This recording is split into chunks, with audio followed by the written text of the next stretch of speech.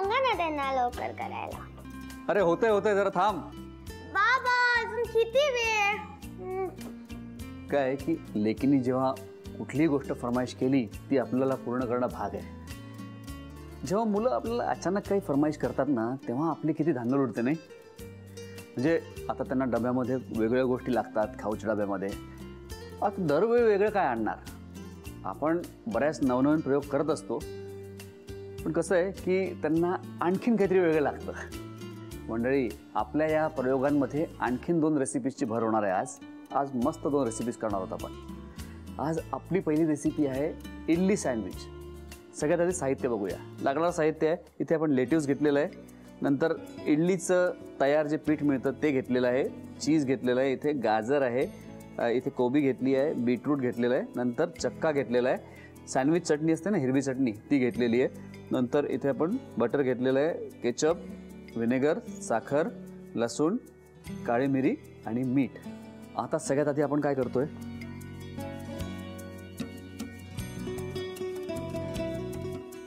मी हे इडली सँडविच बनवण्यासाठी हे प्लॅस्टिकचं कंटेनर वापरतोय. घरी कुठलाही प्लॅस्टिकचा डब्बा आपण वापरला तरी चालेल. आता मी काय करतोय की मला सँडविच बनवायचं इडलीचं, पण इडल्या गोल नसणार आहेत, त्यात स्क्वेअर आपल्याला जसे सँडविचचे ब्रेड असतात तसे आपण करणार आहोत. मी इथे स्टीमर ठेवलेला आहे, पाणी तापतंय.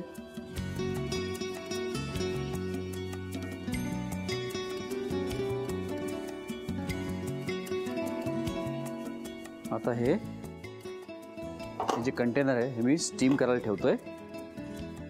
याला एक 20 ते 22 मिनटं आपल्याला स्टीम करून घ्यायचं आहे. ठीक आहे.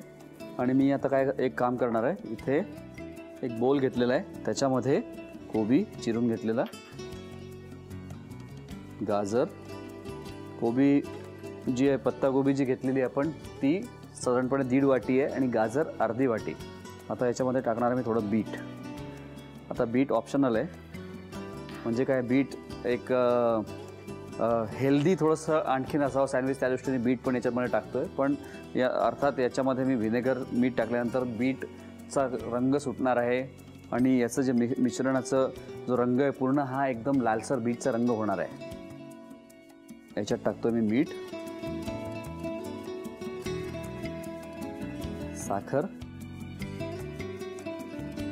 आणि थोडं व्हिनेगर. याला मिक्स करायचं आहे आणि आता याला जे साखर, व्हिनेगर आणि मीठ आपण जे लावलेलं आहे त्याच्यामुळे याला पाणी सुटणार आहे आणि जेव्हा हे मॅरिनेट होईल व्यवस्थित सालेड आपलं, तेव्हा आजपर्यंत या तिन्ही चवी लागतील आपल्याला. बस.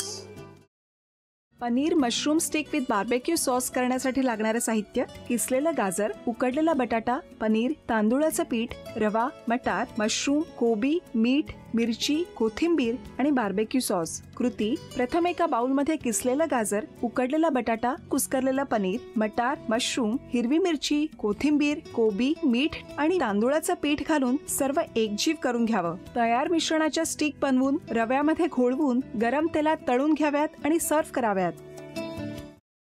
मामी, कोणता भक्त हाक मारतो आहे? ध्यानात इतके मग्न आहात. बाणाईला भेट घ्यायची आहे देवी. वाटलंच मला. ही अस्वस्थ असणं स्वाभाविकच आहे. तिच्या दृष्टीने हे सारंच गोंधळून टाकणार आहे. अशा वेळी तिला तुम्हाला किंवा मला भेटावं असं वाटणं हे स्वाभाविक आहे. नमस्ते अंकल जी. वो हमें आपसे कशा करता आलेस तू इथे? विकीची चारी करायला? काय समजतो काय स्वतःला तू? अरे आजारपणात माझा जीव वाचवला म्हणून घरातल्या पोरी बाळींवर. अरे कुठून कुठून येता तुम्ही, नाही ते उद्योग धंदे करता इथं. खपवून घेणार नाही मी सांगतो तुला. मी फार वाईट माणूस आहे, लक्षात ठेव. पोलिसात देणार होतो तुला. केवळ विकी आडवाला म्हणून लक्षात ठेवलं, ते इथून दिंड काढणार होतो तुझी मी.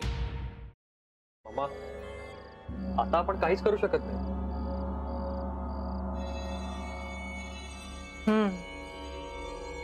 पण आर्चिस, हे असं कसं शक्य आहे? आपण तर सगळे आवाज रेकॉर्ड केले होते ना, राईट? हो. मग हे असे कोणते आवाज रेकॉर्ड झाले जे आपल्याला ऐकूच आले नाहीत? I mean, how can it be possible?